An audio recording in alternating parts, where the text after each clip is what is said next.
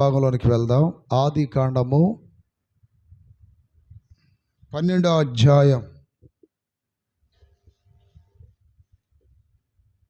1 నుండి 2-3 వాక్యాలు స్పష్టంగా చదవగలిగిన వాళ్ళు చదవండి. అది నీవు లేచి నీ దేశము నుండి నీ బంధువుల యొద్ద నుండి నీ తండ్రి ఇంటి నుండి బయలుదేరి నేను నీకు చూపించు దేశమునకు వెళ్ళుము. నిన్ను గొప్ప జనముగా చేసి నిన్ను ఆశీర్వదించి నీ నామమును గొప్ప చేయుదును. నీవు ఆశీర్వాదకరముగా ఉందువు. నిన్ను ఆశీర్వదించు వారిని ఆశీర్వదించెదను, నిన్ను దూషించే వారిని శపించెదను. భూమి యొక్క సమస్త వంశములు నీ యందు ఆశీర్వదించబడునని అబ్రహాముతో అనగా. చాలు ప్రియులారా, ఈ వాక్యములో దేవుడు అబ్రహాముని మొట్టమొదటిగా దర్శించాడు. మొట్టమొదటిగా దర్శించినప్పుడు ఆయన కొన్ని మాటలు అబ్రహాంతో మాట్లాడాడు. ఏమని మాట్లాడాడు?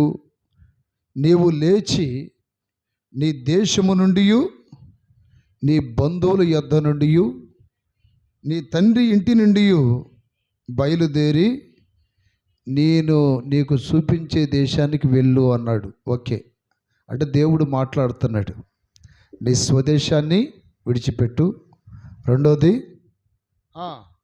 బంధువులని విడిచిపెట్టు, తండ్రి ఇంటిని విడిచిపెట్టి ఎల్లు అన్నాడు. ఈ విధముగా నువ్వు చేస్తే నేను నీకేం చేస్తానంటే అక్కడ అంటున్నాడు, నిన్ను గొప్ప జనముగా చేస్తాను. దేవుని స్తోత్రం. ఏ జనముగా చేస్తాను? గొప్ప జనముగా చేస్తాను. ఇది గుర్తుపెట్టుకోండి. నెంబర్ 1 వాగ్దానం. నెంబర్ 2 ఏంటి?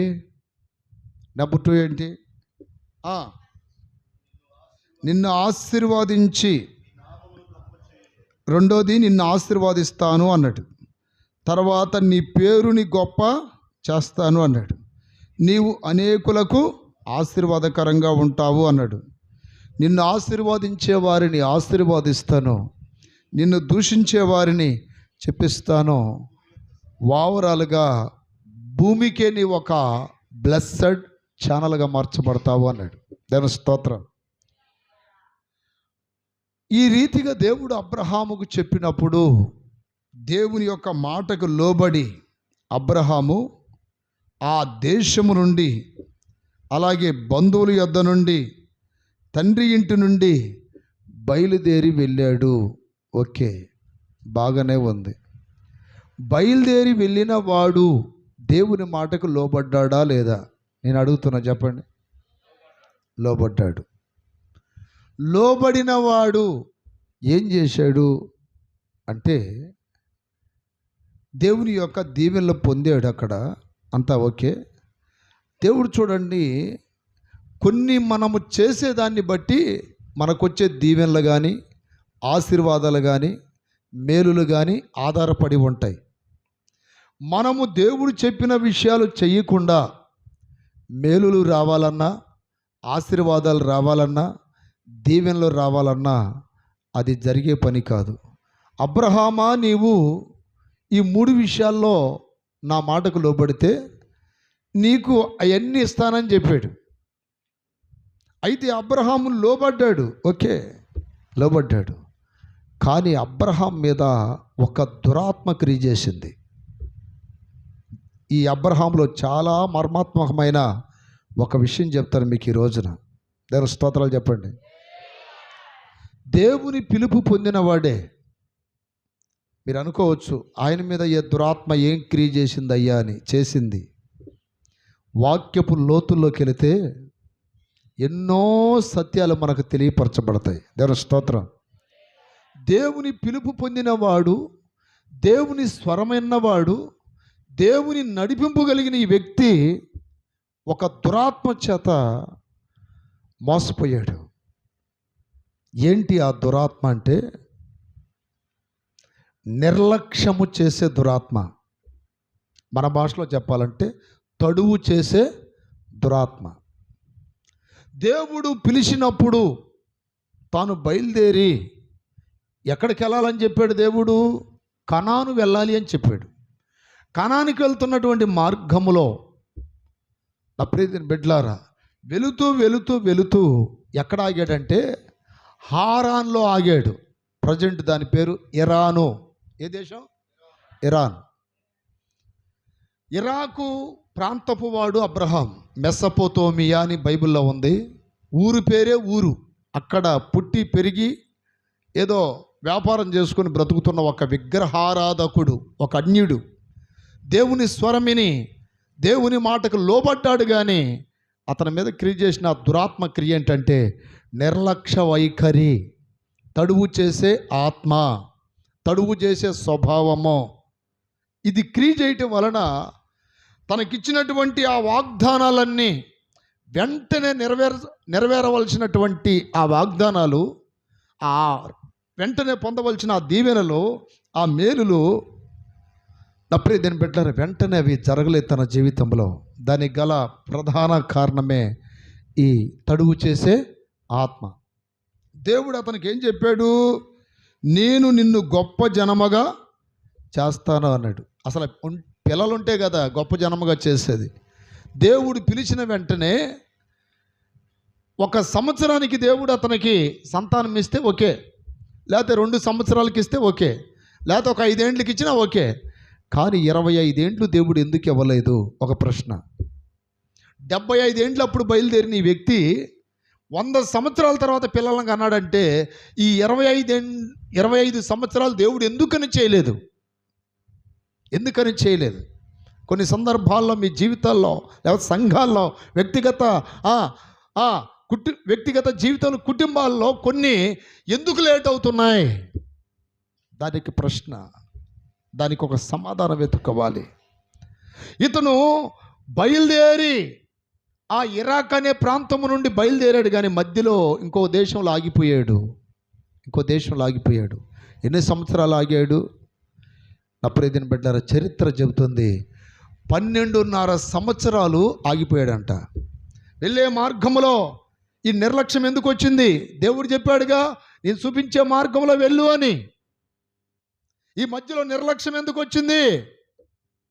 సరే, ఈ నిర్లక్ష్యం వలన తన జీవితంలో పొందుకునే మేలేమన్నా ఉందా? 3 నష్టాలు ఉన్నాయి. అయ్యేంటో చెప్తాను మీకు. 3 భయంకరమైన నష్టాలు ఎదుర్కొన్నాడు అతను. ఈ రోజున మారు మనసు పొంది రక్షణ పొంది దేవుని బిడ్డగా పిలువబడుతున్న దేవుని బిడ్డలారా, దేవుడు అమూల్యమైన వాగ్దానాలు నీకు చేస్తున్నాడు. ఆ అమూల్యమైన వాగ్దానాలు నీ జీవితంలో నెరవేర్చబడాలి అంటే నిన్ను నిర్లక్ష్యపరుస్తున్న ఆ తడువు చేసే ఆత్మ నుండి నువ్వు బయటపడాలి. అది నీ జీవితంలో క్రియ చేస్తున్నట్లయితే అన్నీ లేట్ అవుతానే ఉంటాయి, నీకు అన్నీ ఆలస్యం అవుతానే ఉంటాయి. ఎందుకు ఇలా జరుగుతుందని దేవునికి నువ్వు ప్రశ్న వేస్తే దేవుడు చెప్తున్నాడు నీ నిర్లక్ష్యమే దానికి గల కారణము, తడువు చేయటమే దానికి గల కారణము. వాక్యం చెప్తున్న మాట ఏంటంటే అతడు హారానులో ఆగిపోయాడని వాక్యం చెప్తుంది. దేవుని స్తోత్రం కలుగును గాక. హల్లెలూయా. 4వ వాక్యములో 12:4లో యెహోవా అతనితో చెప్పిన ప్రకారం అబ్రహాము వెళ్ళిన వాడు ఎక్కడికి వెళ్ళాడు? లోతు అతనితో కూడా వెళ్ళాడు. అబ్రహాము హారాన్ నుండి బయలుదేరినప్పుడు 75 ఏండ్లు ఈడుగలవాడు. చేతులు పైకెత్తి గట్టిగా చెప్పండి హల్లెలూయా, హల్లెలూయా. అంటే హారాన్లో ఎందుకు ఆగిపోయాడు? ఇరాన్లో ఎందుకు ఆగిపోయాడు? వెనకాల ఒక తోక తగిలించుకున్నాడు. ఏంటి ఆ తోక అంటే? తండ్రి. అబ్రహాము తండ్రి పేరేం పేరు? తెరాహు. చెప్పండి, తెరాహు చచ్చిపోయేంత వరకు అతగాడు అక్కడే ఉన్నాడని 11వ అధ్యాయం 32వ వాక్యంలో రాయబడింది. తెరాహు బ్రతికి దినములన్నీ అదేనా? తెరాహు బ్రతికిన దినములు 205 ఏండ్లు. తెరాహు ఆరానులో మృతి పొందెను. ఎక్కడ చచ్చిపోయాడు? దేవుడేమన్నాడు? నీ స్వదేశాన్ని, అలాగే నీ బంధువులని, మూడోది నీ కుటుంబాన్ని, కుటుంబీకులను విడిచిపెట్టి రమ్మని చెబితే వెనకాల ఈ తోకను తెచ్చుకున్నాడు. ఏ తోకనే? తండ్రిని. దాని స్తోత్రం. మనకు అనిపిస్తుంది అంటే తండ్రిని వదిలిపెట్టి రావాలా అని. దేవుడు చెబితే తప్పదు కదా. దేవుడు చెబితే తండ్రినైనా వదలాలి, తల్లినైనా విడిచిపెట్టాలి, ఇంకెవరినైనా వదిలిపెట్టాల్సిందే. దాని స్తోత్రం. దేవుడి మాట అంత ఖచ్చితంగా ఉంటుంది. దేవుని భక్తిలో కొనసాగుతున్న దేవుని బిడ్డలారా, ఆయన ఏదైనా చెప్పాడంటే దాని వెనకాల చాలా పరమార్థం దాగి ఉంటుంది. ఈ నిర్లక్ష్య వైఖరి అబ్రహాం జీవితం, నా ప్రియమైన బిడ్డలారా, చాలా చాలా సమస్యలకి కారణమైందని లేఖనపు వెలుగులో మనం చదవగలం. ఈ విధంగా ఇతడు నిర్లక్ష్యం చేశాడు. 12.5 సంవత్సరాలు 12.5 సంవత్సరాలు లేట్ చేస్తే 12.5 ఎన్ని? మొత్తం 12.5 ఎన్ని? 25 ఏండ్లకి పిల్లల్ని ఇచ్చాడు. అంటే దేవుడు చెప్పిన వాగ్దానాలు, దేవుడు చెప్పిన ఆశీర్వాదాలు ఎప్పుడు పొందుకున్నాడు అతను? 25 ఏండ్ల తర్వాత. అంటే అతడు 12.5 సంవత్సరాలు దేవుని మాటను నిర్లక్ష్యం చేశాడు. అట్టని దేవుని మాటకు లోబడలేదా? లోబడ్డాడు కాబట్టి బయలుదేరాడు. బయలుదేరిన వ్యక్తిలో అలస్యము, నిర్లక్ష్యం అనే దురాత్మ దూరింది. ఈ రోజున ఈ దురాత్మ చాలామంది దేవుని బిడ్డలలో దూరుతుంది. ప్రార్థన చేసుకుందాములే, నిర్లక్ష్యం. దైవ సన్నిధికి వెళ్దాములే, నిర్లక్ష్యం. దేవుని పరిచర్య చేద్దాములే, నిర్లక్ష్యం. ఈ నిర్లక్ష్యపు ఆత్మ అబ్రహాము జీవితంలో 3 దెబ్బలు కొట్టింది. నెంబర్ 1, దైవ స్వరం కోల్పోయాడు. ఏ స్వరం కోల్పోయాడు? 12వ అధ్యాయంలో దేవుడేగా మాట్లాడింది. యెహోవా నీవు లేచి నీ దేశము నుండి, నీ బంధువుల నుండి, నీ తండ్రి ఇంటి నుండి అని మాట్లాడింది ఎవరో? దేవుడే. ఇక తర్వాత మాట్లాడా? 12.5 సంవత్సరాలు అబ్రహాంతో దేవుడు మాట్లాడలా. ఇక 12 సంవత్సరాల్లో 12.5 ఏండ్లు దేవుడు మాట్లాడలా అతనితో. 12.5 ఏండ్లు. ఆ అధ్యాయం మొత్తం మీరు చదువుకోండి. మళ్ళీ ఎప్పుడు మాట్లాడాడంటే, నా ప్రియమైన బిడ్డలారా, తన జీవితంలో కొంచెం టైం పట్టింది. ఈ రోజున ఒకప్పుడు కళల ద్వారా, దర్శనము ద్వారా, వాక్యం ద్వారా, దేవోక్తి ద్వారా, ప్రవచనము ద్వారా మాట్లాడుతున్న దేవుడు ఈరోజు దైవ స్వరం స్పష్టంగా నీకు వినపడుతుందా లేదా? దైవ స్వరం స్పష్టంగా నీకు వినపడట్లేదంటే దేవుడు నీతో మాట్లాడట్లేదని అర్థం. దేవుడు మాట్లాడకపోతే ఏమైంది? బైబిల్ గ్రంథంలో సౌలు అనే ఒక వ్యక్తి ఉన్నాడు. సౌలు అనే ఒక వ్యక్తి, అతను మహారాజు. ఇశ్రాయేలుకి మొట్టమొదటి రాజు ఎవరో? సౌలే. అయితే దేవుడు సౌలుతో మాట్లాడదలుచుకోలేదంట. ఎందుకని? వాక్యం చెప్తుంది. సమూయేలు మొదటి గ్రంథం. దేవుని స్తోత్రం కలుగునుగాక. హల్లెలూయా, హల్లెలూయా. దేవుడు ఎందుకు మాట్లాడలేదు? వాక్యం చెప్తున్న మాట 28వ అధ్యాయం 5వ వాక్యం. సౌలు ఫిలిష్తీయుల దండును చూసి మనసునందు భయకంపము నొంది యెహోవా యొద్ద విచారణ చెయ్యగా, యెహోవా స్వప్నము ద్వారా నైనను, ఊరిము ద్వారా నైనను, ప్రవక్తల ద్వారా నైనను ఏమీ సెలవీయకుండెను. అంటే దేవుడు మాట్లాడట్లేదంట. సౌలుతో దేవుడు మాట్లాడట్లేదు. ప్రియ దేవుని సంఘమా, దేవుని స్వరము నిన్ను మంచి మార్గంలో నడిపిస్తుంది. దేవుడు నీతో మాట్లాడితే నీకు సమృద్ధి, జీవం ఉంటుంది, శాంతి ఉంటుంది, సమాధానం ఉంటుంది, ధైర్యం ఉంటుంది. దేవునిలో ఎప్పుడైతే ఈ నిర్లక్ష్యపు వైఖరి నీలో కలుగుతుందో, దేవుడికి నీతో మాట్లాడాడో, సరే మాట్లాడకపోతే మాకెందుకు, ఆయన మాట్లాడితే మాకెందుకు, మాట్లాడకపోతే మాకెందుకు అంటారా? అక్కడ సౌలుతో దేవుడు మాట్లాడకపోతే సౌలు బ్రతుకు ఏమైందో తెలుసా? దేవుని వైపు చూడవలసిన ఆ వ్యక్తి సోదిగాండ్ల దగ్గరికి వెళ్ళాడు. చెల్లంగితనం గల దగ్గరికి వెళ్ళాడు. కరణ పిశాసి కలిగిన దాని దగ్గరికి వెళ్ళాడు. అంటే కొంచెం కొంచెం ఎటు జారిపోతున్నాడు? అన్య కార్యాల వైపు జారిపోతున్నాడు, లోకం వైపు జారిపోతున్నాడు, పాపం వైపు జారిపోతున్నాడు, ద్రోహం వైపు జారిపోతున్నాడు. ఈ రోజున చాలామంది బాప్తిసం పొందిన దేవుని బిడ్డలో బాప్తిస్మం పొంది విలువైన రక్షణ పొందుకున్నా కూడా వారి జీవితాల్లో అన్య కార్యాలు ఎందుకు జరుగుతున్నాయో తెలుసా? దేవుడు వారితో మాట్లాడట్లేదు. మాట్లాడకపోగా అన్య కార్యాల వైపు చూస్తున్నారు.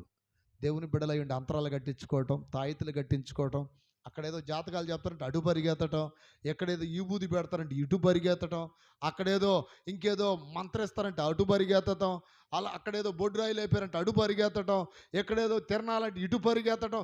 ఈ కార్యాలన్నీ ఎందుకు జరుగుతున్నాయి అంటే దేవుడు ఆ వ్యక్తులతో ఏం చేయట్లేదు, దేవుడు మాట్లాడట్లేదు కాబట్టి అన్య కార్యాలు జరుగుతున్నాయి. అన్య కార్యాలు జరుగుతున్నాయి. దేవుని స్వరము సౌలుకి వినపడలేదు గనుక అతడు, నా ప్రియదేని బిడ్డలారా, దైవస్వరం కోల్పోయాడు. ఆ తర్వాత యుద్ధములో ఓడిపోయాడు, శత్రువుల చేతికి బలైపోయాడు. తనొక్కడేనా, తన కుమారులు కూడా బలైపోయారు. వాక్యం చెప్తుంది, యెహోవా అతనికి మరణదండన విధించెను. ఏ దండన విధించెను? మరణదండన విధించెను. దేవుని పిలుపు పొందినవారు, రక్షణ పొందినవారు నిర్లక్ష్యంగా ఉంటే దేవుడు, నా ప్రియదేని బిడ్డలారా, మన మీద కోపపడితే మనం ఏమవుతాం? మన జీవితాలు ఏమైపోతాయి? అందుకని ఈ తడువు చేసే ఆత్మ మనలోండి తొలగిపోవాలి. హల్లెలూయా. నిర్లక్ష్యం, రేపు చేసుకుందాంలే ప్రార్థన, ఎల్లుండి చేసుకుందాంలే ప్రార్థన, ఎల్లుండి చేసుకుందాంలే ప్రార్థన, వచ్చే వారం పోదాంలే ప్రార్థన, ఈ నెల కాదులే బల్లారాధన, వచ్చే నెల తీసుకుందాంలే. నీ ఇష్టమా? నీ ఇష్టమా? ఇష్టానుసారమైన జీవితం అనుకుంటున్నావా? నువ్వు దేవుడికి అప్పగించుకోలేదా? 2 కొరింథీయులకు రాసిన పత్రిక 8వ అధ్యాయం 4-5 వాక్యాల్లో రాయబడిన మాట ఏంటి? వాక్యం చెప్తుంది, తెస్సలోనిక మాసిదోనియ సంఘ విశ్వాసులు అందరికంటే విశేషమైన కృప పొందారంట. దేవుని స్తోత్రం కలుగును గాక. ఏం పొందారమ్మా? విశేషమైన కృప పొందారు. గట్టిగా చెప్పండి. విశేషమైన కృప పొందారు. వాళ్ళు ఏం చేశారంట ఆ సంఘ విశ్వాసులు? మొట్టమొదటిగా దేవునికి అప్పగించుకున్నారు. ఆ వాక్యం చదవండి. 8వ అధ్యాయం 5వ వాక్యం. ఇదియుగాక, 2 కొరింథీ 8వ అధ్యాయం 5వ వాక్యం. ఇదియుగాక మొట్టమొదటిగా ప్రభువునకును దేవుని చిత్తం వలన మాకును తమ్మును తామే అప్పగించుకొనిరి. ఉందా లేదా? అల్లలు చెప్పండి గట్టిగా. అప్పగించుకొనిరి అని ఉందా లేదా? ఎవరు ఈ సంఘ విశ్వాసులు? మాసిదోనియా. చెప్పండి. ఆ 1వ వాక్యం చదివితే మీకు అర్థమైంది. ఫస్ట్ వాక్యంలో ఏమనుంది అక్కడ? సహోదరులారా, మాసిదోనియా సంఘములకు విస్తరించబడిన కృపను గూర్చి మీకు తెలియజేస్తున్నా. అంటే ఇప్పుడు ఆ సంఘాలకు విస్తారమైన కృపను దేవుడు అనుగ్రహించాడు. ఈరోజు నువ్వు రక్షణ పొందిన దేని ద్వారా? నీ ధనము ద్వారానా, జ్ఞానము ద్వారానా, అందము ద్వారానా, ఎవరైనా పలుకుబడి ద్వారానా, రికమెండేషన్తో జరిగిందా? నో, దేవుని కృప వలన ఉచితముగా రక్షణ పొందావు. దేవుని స్తోత్రం. దేవుని కృప ద్వారా ఉచితముగా రక్షణ పొందిన మనము కృపలో పుట్టాం, కృపలో సాగాలి, కృపలోనే మన జీవితాలు ముగించబడాలి. దేవుని స్తోత్రం. కృపలో సాగవలసిన ఈ అనేక మంది దేవుని బిడ్డల జీవితాలు ఈరోజు కృప కోల్పోయి ఇష్టానుసారంగా బ్రతుకుతున్నారంటే కారణం ఏంటి తెలుసా? వారు దేవునికి అప్పగించుకోవట్లేదు. సెకండ్, దైవజనులకు అప్పగించుకోవట్లేదు. ఇక్కడ ఈ సంఘాలకి ఎంత కృప ఎందుకు ఉంది? వాక్యం చెప్తుంది అక్కడ, మొట్టమొదటిగా వారు ప్రభువునకును దేవుని చిత్తం వలన మాకును తమ్మును తామే అప్పగించుకునిరి. ఈరోజు మీ అందరిని అడుగుతున్నా నేను, మీరు నిజంగా కృప పొందాలి అంటే, కృపనే ఆ రథం మీద మీరు కొనసాగాలి అంటే, ఆ కృపతోనే మీ జీవితాలు ముగించబడాలి అంటే, మిమ్మును మీరు ఖచ్చితంగా దేవునికి అప్పగించుకొని తర్వాత నడిపిస్తున్న సేవకులకి మీరేం కావాలి? ఎంతమందికి అర్థమైంది ఈ మాట? దేవుని స్తోత్రం కలుగునగాక. మీరు దేవునికి అప్పగించుకుంటున్నప్పుడు కృప మిమ్మల్ని వెంబడించిద్ది. దేవునికి అప్పగించుకుంటున్నప్పుడు కృపనే రథం మిమ్మల్ని మోసిద్ది. దేవునికి అప్పగించుకున్నప్పుడు కృపనే రథం మిమ్మల్ని గమ్యానికి. ఆ కృప లేకపోతే వ్యర్థమే. దేవుడు అంటాడు, నా కృప నీకు, మనుషులు చాలును, డబ్బు చాలును, జ్ఞానం చాలును అల్లా దేవుడు ఏమన్నాడు? నా కృప ఉంటే నీకు చాలు. దేవుని స్తోత్రం కలుగునగాక. కృప లేనిది నేను బ్రతకలేను, కృప లేకపోతే నేను జీవించలేను. అయితే ఈ కృప దేవుడు ఎవరికి ఇస్తున్నాడు? అప్పగించుకున్న వారికి. అప్పగించుకున్నావా? అప్పగించుకున్నాను నీ కృపకే నేను, గొప్ప దేవుడా నీ సన్నిధిలో ఉన్నాను. అప్పగించుకున్నాను నీ కృపకే నేను, గొప్ప దేవుడా నీ సన్నిధిలో ఉన్నాను. పిలచిన వాడా నన్ను పిలచిన వాడా నన్ను పిలచిన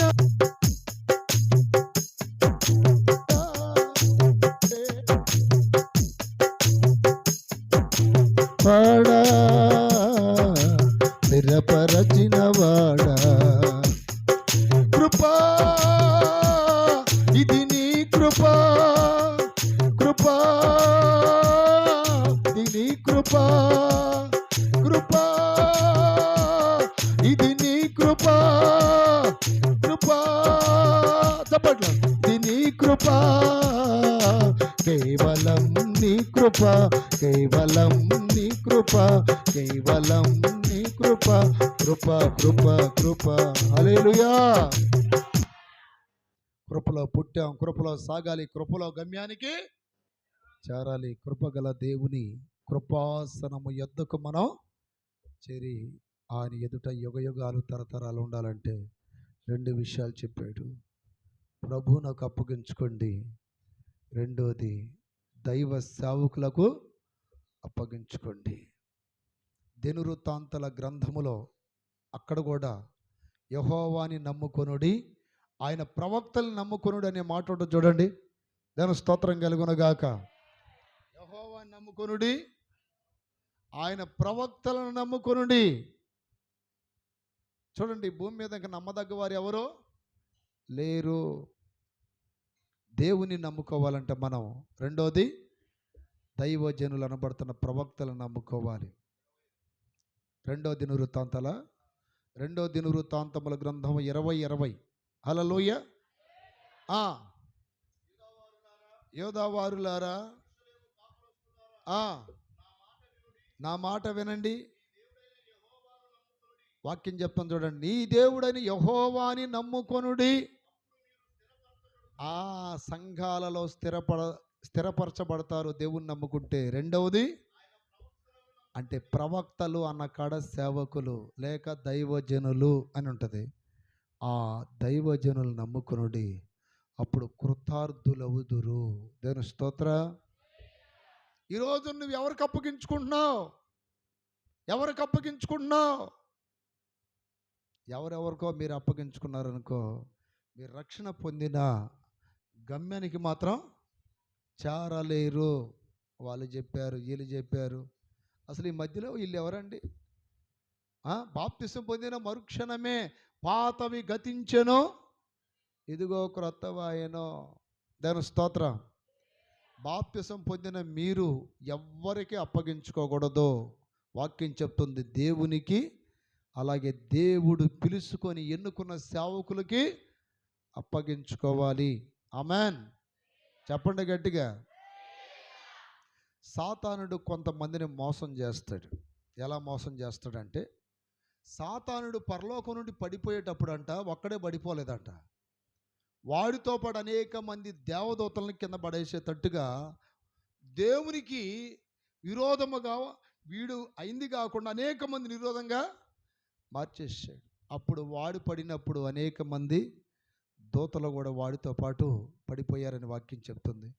దైవానికి ఒక చట్టం ఉంటుంది, ఒక క్రమం. ఆ క్రమానికి లోబడిన వాళ్ళకి మాత్రమే దేవుని స్వరం ఎల్లప్పుడూ వినపడుతూ ఉంటుంది. దేవుడు అబ్రహాంతో ఏం మాట్లాడాడు? నీవు కనాను వైపు మాత్రమే వెళుతూ ఉండు. ఎంత దూరం? నేను చెప్పేంత వరకు, నువ్వు చేరేంత వరకు. ఆమేన్. మధ్యలో ఎక్కడ ఆగిపోవద్దు. ఈ రోజున పరమ కణానికి ప్రయాణం చేస్తున్న దేవుని బిడ్డలారా, మధ్యలో మీరు ఆగిపోకూడదు.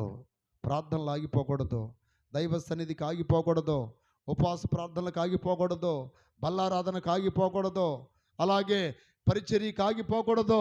దేవుడు నడిపించినంతకాలం సాగిపోతూనే ఉండాలి. ఏ కారణమైనా కానివ్వండి, ఆగకూడదు.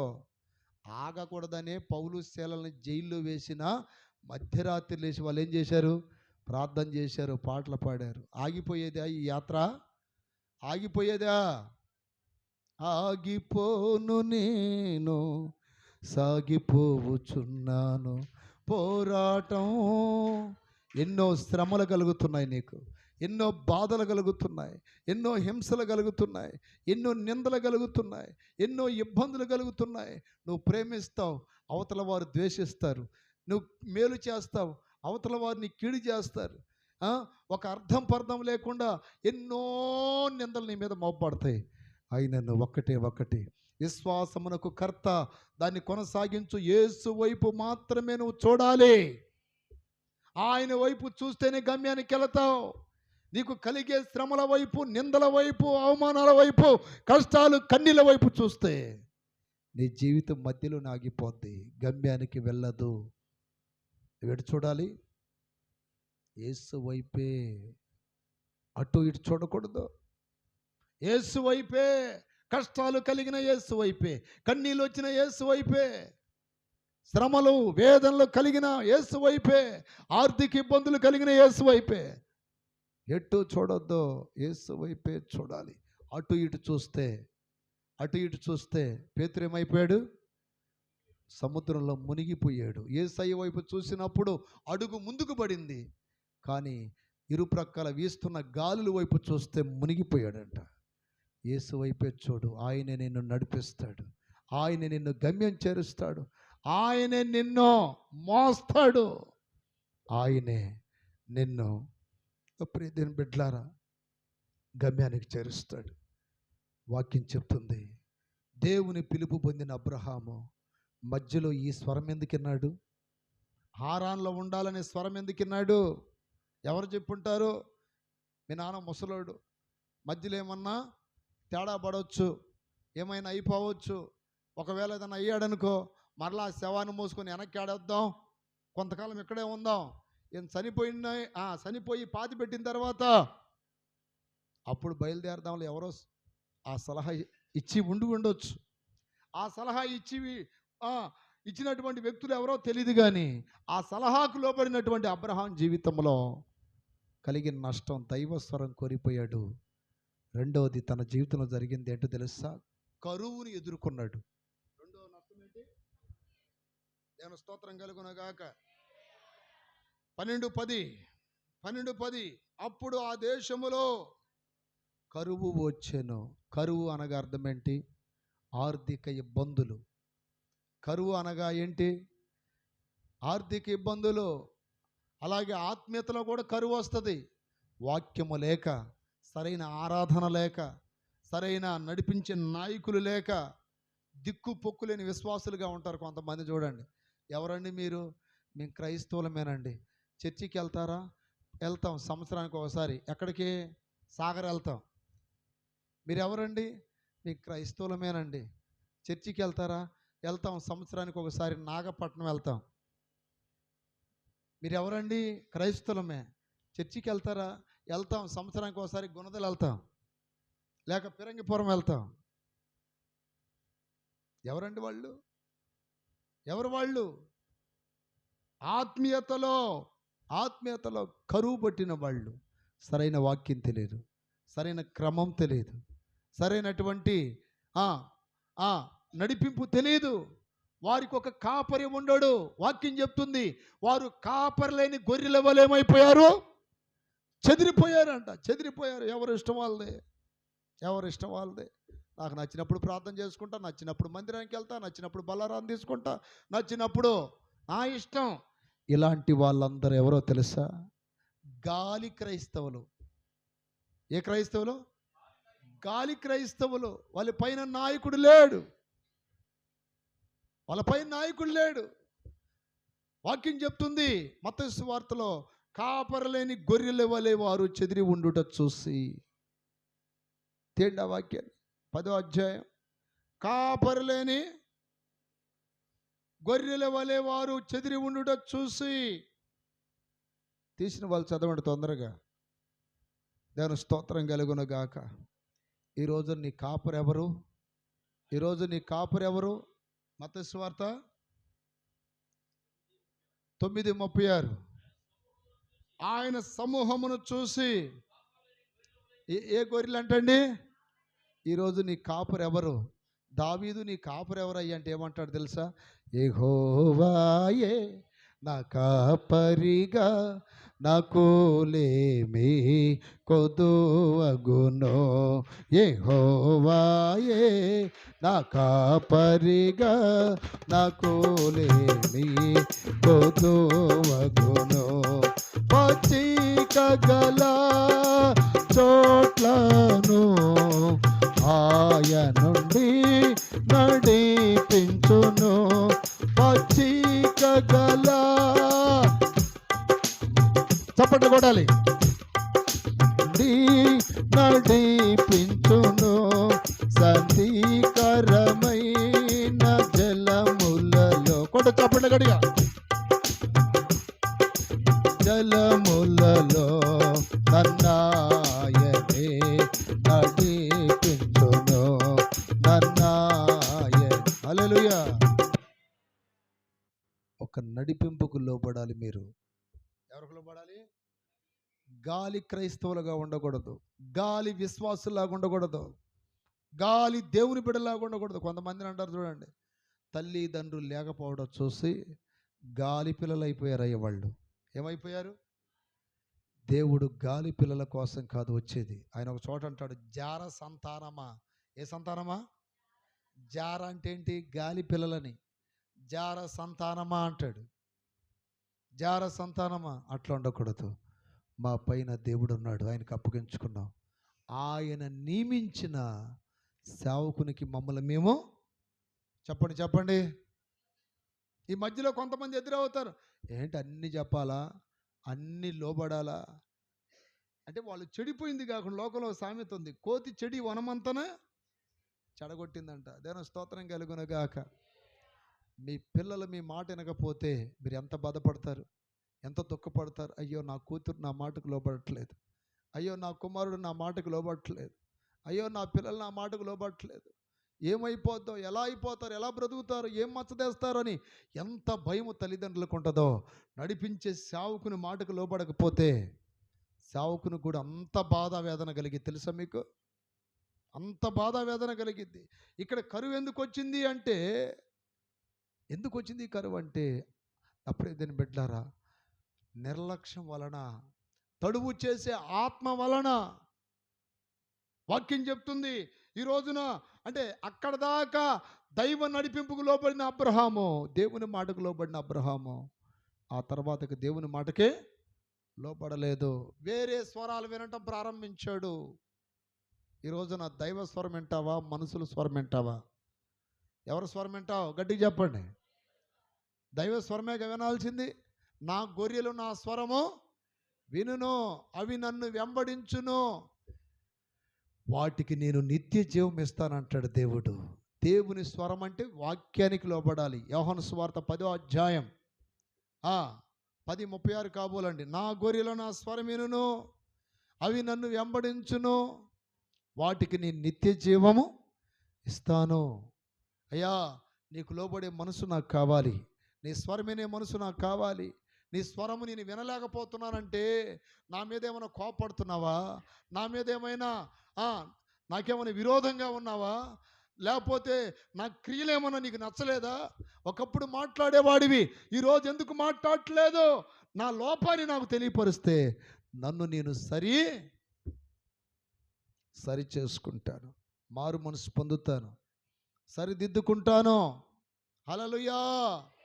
చేతులు పైకి చెప్పండి, గట్టిగా చేతులు పైకి చెప్పండి.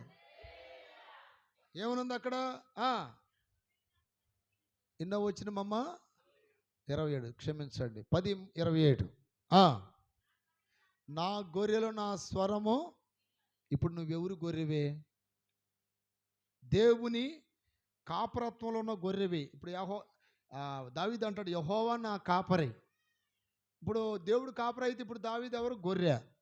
ఇప్పుడు మనము దేవుడు కాపరి అయితే మనం ఎవరమే? దేవుని ఎదుట గొర్రెలమే. జన స్తోత్రం. నా గొర్రెలు ఏం చేయాలి? నా స్వరం వినాలి. అవి అన్యుని స్వరం వినవని వాక్యం చెప్తుంది. ఆ వాక్యం కూడా చదవండి. అవి అన్యుని స్వరము వినవో.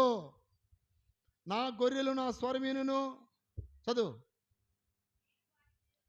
వాటిని నేను ఎరుగుదును. ఇప్పుడు ఇక్కడికి అనేక మంది వచ్చారు. మీరులో ఎంతమంది ఆ స్వరమిన గొర్రెలో, ఎన్ని స్వరమైన గొర్రెలో తెలియదు. దాని స్తోత్రం కలుగును గాక. నా గొర్రెలు నా స్వరమినును. చదువు, పాస్ట్కి అందియాలి వాక్యాన్ని. నేను వాటిని ఎరుగుదును.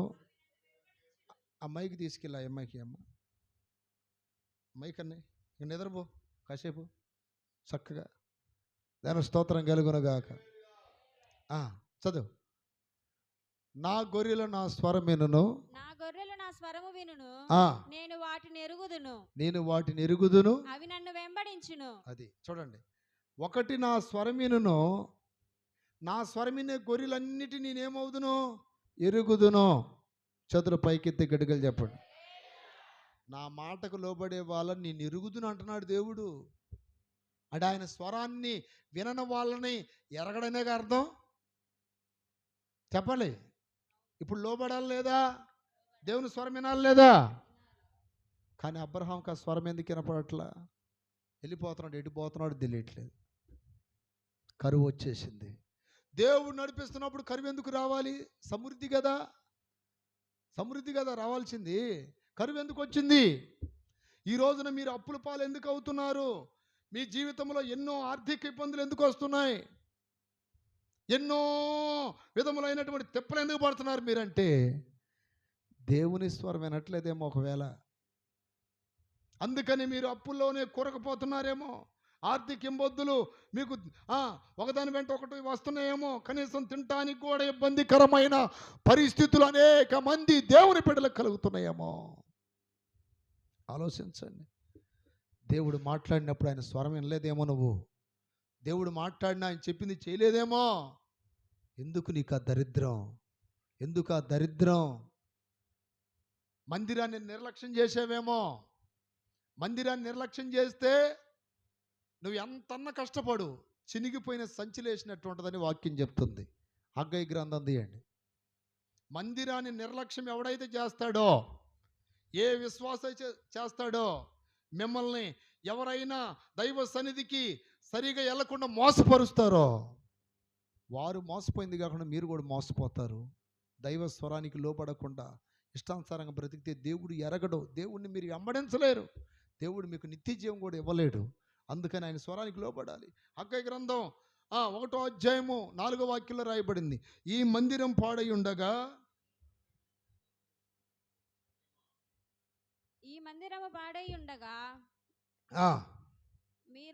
మీరు శబరం వేసిన ఇండ్లలో నివసించుటకు ఇది సమయమా? కాబట్టి సైన్యములకు అధిపతియకు యెహోవా సెలవిచ్చినది ఏమనగా. చూడండి, ఈ మందిరం పాడై ఉండగా. ఏ మందిరం? ఏ మందిరం? ఇది పాడైపోయింది. ఈ మందిరం పాడై ఉండగా సరంబి వేసిన ఇల్లు అంటే ధనికులు, కోటీశ్వరులు ఉండే ఇల్లులు. మీ జీవితం అనే మందిరం పాడైపోయింది. కానీ మీరు ఎలాంటి ఇళ్లలో ఉంటున్నారు? సరంభి వేసిన ఇళ్లలో ఉంటున్నారు. అందుకని మీకు శిక్ష ఏంటంటే వాక్యం చెప్తుంది అక్కడ, విస్తారముగా విత్తినను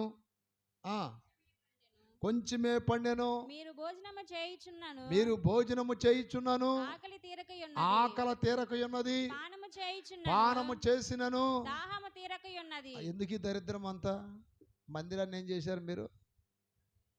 చదువు బట్టలు కప్పుకొనుచున్నాను అమ్మా, బట్టలు కప్పుకొనుచున్నాను, చలి ఆగట్లేదు.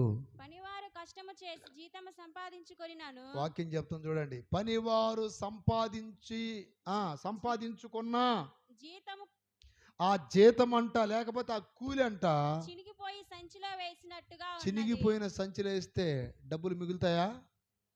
వస్తువులు ఉంటాయా? దాని స్తోత్రం. ఈ రోజున మీ సంపాదన అంతా ఏమైపోతుంది? కారణం ఏంటి? మందిరాన్ని నిర్లక్ష్యపరుస్తున్నారు.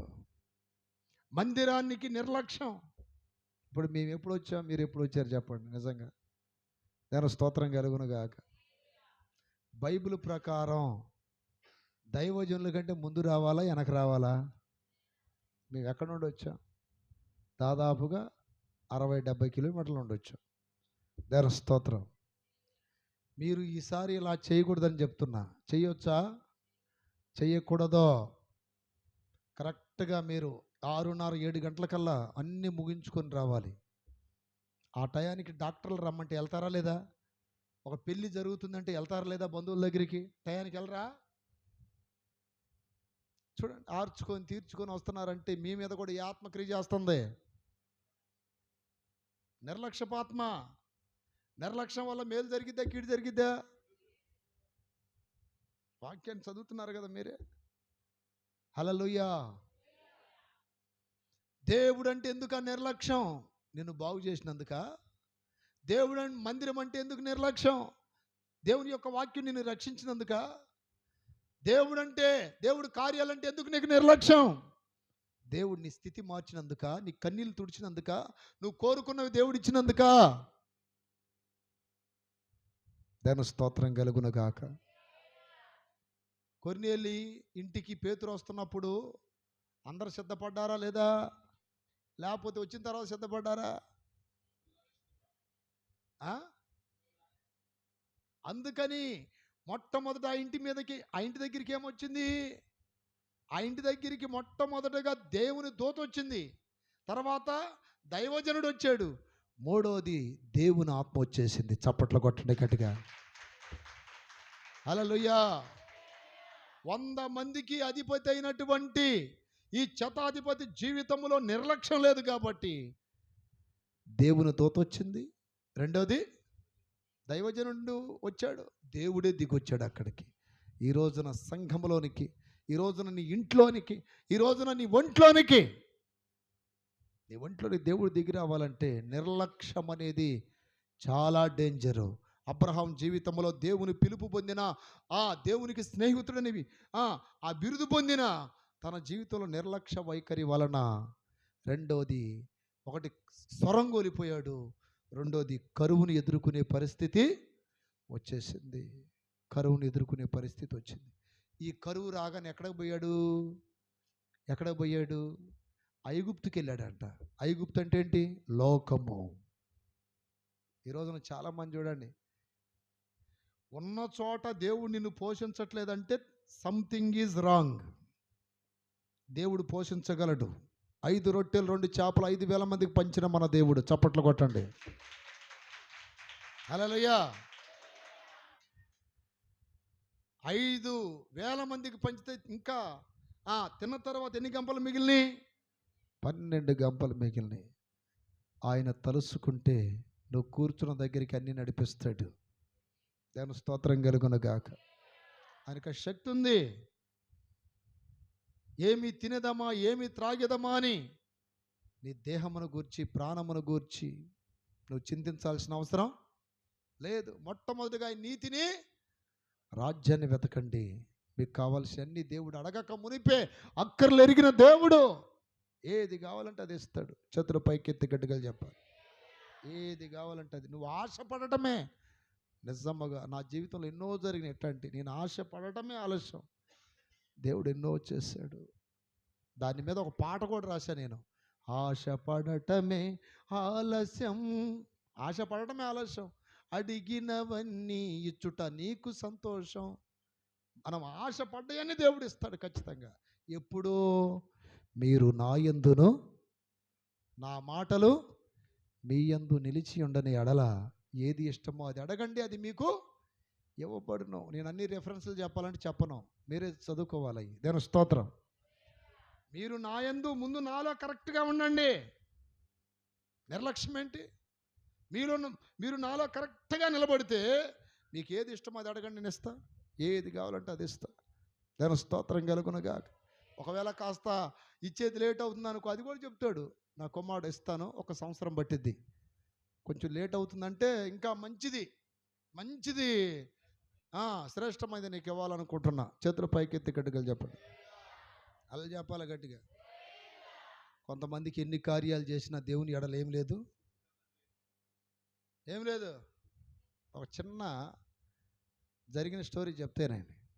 ఒక రాజుగారు ఆ దేశంలో ఉన్న 3 మంత్రులను పిలిచి చెప్పాడంట, మీరు అడవికి వెళ్ళి మీకు కావాల్సిన, మీకు నచ్చిన ఫ్రూట్స్, మీరు తినే ఏ ఆహారం అవుతుంది మీరు నాకు తీసుకొని రండి అన్నాడు. దాని స్తోత్రం కలుగునగాక. మంచి ఆహారం, తేనె కనపడితే తేనె తీసుకురండి, మామిడికాయ కనపడితే మామిడికాయలు తేండి, ఏది కనపడుతుంది. కానీ ఇదిగో ఈ 3 గోతాలు ఇస్తున్నా మీకు, ఈ 3 గోతాల నిండా మీరు ఆహారం తీసుకొని నాకు ఇవ్వండి అంటే వీళ్ళు సరే రాజయ్య వెళ్తామని చెప్పి వెళ్ళిపోయారు. ఎక్కడికి? అడవికి వెళ్ళారు. అడవికి వెళ్ళిన తర్వాత నా ప్రియమైన బిడ్డలారా, ఒకడికి ఏమనిపించిందంటే, నిజంగా ఈ రాజు ఏమీ లేక మనల్ని అడవి పంపించాడు, అడవిలో ఉన్న ఆహారం తినాలని. ఏముంది, చెత్త బొత్త మొత్తం వేసి పైన 4 కాయలు వేద్దాం, ఆయన చూస్తాడు, అయ్యింది ఏదో పరీక్షించడానికి పంపించుంటాడులే అని చెప్పి వాడు ఏం చేశాడంటే, ఎండిని బొండిని కుల్లిని బొల్లిని మొత్తం వేసి ఏం చేశాడు, నింపుకొచ్చి 4 కాయలు ఎక్కడ పెట్టాడు, పైన పెట్టి తీసుకొచ్చాడు. ఇంకోటి ఏం చేశాడంటే, వీడికంటే దౌర్భాగ్యుడాడు, దాని స్తోత్రం కలుగునగాక. వాడేం చేశాడంటే, అసలుకి రాజు ఈ గోతాలు చూస్తాడంటావా అని చెప్పి వాడి కర్ర పొలలో పిచ్చికాయ ఉంటాయి కదా, పిచ్చి మొక్కలు మొత్తం వేసి వాడు కూడా ఏదో కొన్ని పైన పెట్టుకొని తీసుకొచ్చాడు. ఇంకొకడు ఏం చేశాడంటే, రాజుగారు చెప్పాడంటే, పెద్ద ఆయన కదా, దేశానికి తండ్రి, ఆయన చెప్పాడంటే ఏదో ఉంటుందిలే, ఎందుకు ఏమిటి అన్నీ మనకెందుకు, అసలు ఈ నిర్లక్ష్యం మనకెందుకు, ఆయన చెప్పాడు మనం చేయాలి. ఆమేన్. ఆయన చెప్పాడు మనం చెయ్యాలి, ఎన్నెందుకు మనం అడగటం అని చెప్పి శ్రేష్టమైన ప్రతి కాయల్ని కోసుకొని ఫుల్ చేసుకొని వచ్చి రాజు ఎదుట నిలబడ్డాడు. వీళ్ళిద్దరు కూడా నిలబడ్డారు. దేని స్తోత్రం కలుగునగాక. ఒకడేమో తాలు బోలు మొత్తం వేసుకొని వచ్చాడు, ఒకడేమో కర్ర పొలలు పిచ్చి మొక్కలు మొత్తం వేసుకొని వచ్చాడు, ఒకడు మాత్రం శ్రేష్టమైన తీసుకొని వచ్చాడు. శ్రేష్టమైన తీసుకొని వచ్చిన తర్వాత రాజు అంటున్నాడు, తెచ్చారా కాయలు, మంచి కాయలు తెచ్చారా? తెచ్చామయ్యా. వీళ్ళిద్దరు అన్నారు, ఆలు తీసుకురాలా. దేని స్తోత్రం. అప్పుడు అన్నాడు, ఆ 3 గోతాలు మీ దగ్గరే ఉంచుకోండి అని చెప్పి భటులను పిలిపించాడు. ఈ 3 జైల్లో పడేయండి అన్నాడు. 3 జైల్లో పడేయండి, 1 వారం రోజుల దాకా మీరు కోసుకొచ్చిందే ఆహారమే మీకే భోజనం అన్నాడు. గట్టిగా చెప్పరే, మీరు కోసుకొచ్చిందే మీకు భోజనం. దేని స్తోత్రం కలుగునగాక.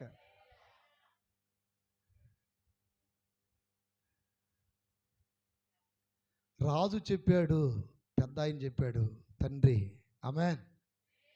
ఆయన చెప్పింది మనం ఎందుకని ప్రశ్న వేయకూడదు. ఆయనకి ఎందుకు వచ్చిందో ఆలోచన చెప్పాడు. ఎదిరింది అంటే దానికి ప్రశ్న వేయటం కాదు మన పని, చెప్పినది చేయటమే, లోబడటమే అని శ్రేష్టమైన కాయలు తెచ్చినోడు చాలా సంతోషపడ్డాడు. దేవుని స్తోత్రం. రాజుగారికని శ్రేష్టమైనది తెచ్చాను, ఆ శ్రేష్టమైన ఫలాలు నాకే దక్కినాయి అని హ్యాపీగా ఉన్నాడు. ఈ మిగతా వాళ్ళు ఉంటారు చూడండి, కుళ్ళిపోయినాయి పచ్చికాయలు పనికిరాని కాయలు తీసుకొని వచ్చాడు చూడు మరీ బాబు. దేవుని స్తోత్రం. హల్లెలూయా. ఈ వారం రోజులు ఎట్ట తినాలని ఈడనుకుంటుండే ఇంకోడు, నేను మరీ కర్ర పొలంలో చెత్త ముక్కలు వేసుకొచ్చు ఇదే చెట్టు ముక్కలు వేసుకొచ్చుకున్నాను కదరా, నా పరిస్థితి అంటే ఏం చేస్తావు, ఇక తప్పదు, చచ్చినట్టుగా తినాల్సిందే. ఈ రోజున అప్రీతిని పెట్టారా, కృతజ్ఞత కలిగి ఉంటే దేవుడు చెప్పిన ప్రతి దానికి లోబడి, దేవునికి అప్పగించుకొని, దైవ స్థరానికి లోబడి, ఎందుకు ఏమిటని ప్రశ్నించకుండా, ఎవరి మాట వినకుండా, ఈ ముగ్గురు అక్కడికి వెళ్ళినప్పుడు ఈ చెత్త ఏరుకునేవాడు చెప్తూనే ఉన్నాడు, మంచి మంచి ఎందుకో ఈ రాజు చూడడం పాటు చూడడం పక్కన పడేస్తాడని. కానీ ఈ ఇద్దరు మాట విన్నాడు అయ్యాడు. ఈ రోజున సంఘములో కూడా మీరు ఎవరి మాట వినకూడదు, దేవుడు చెప్పిన మాటే వినాలి. చేతుల పైకి ఎత్తి గడిగిలు చెప్పండి. ఈ మూడో వాడు ఆ మిగతా ఇద్దరు మాట కానీ ఇని ఉండుంటే వీడి పరిస్థితి కూడా ఏమయ్యేది, ఆ చెత్త కుళ్ళిపోయిన అయ్యి తినాల్సి వచ్చేది. తలకాయ ఇవ్వడం కాదు, అల్లెలు చెప్పండి గట్టిగా. చెప్పిన జాగ్రత్తగా, ఎందుకని మనం ప్రశ్న వేయకూడదు, చెప్పినది చేయటమే. దాని స్తోత్రం.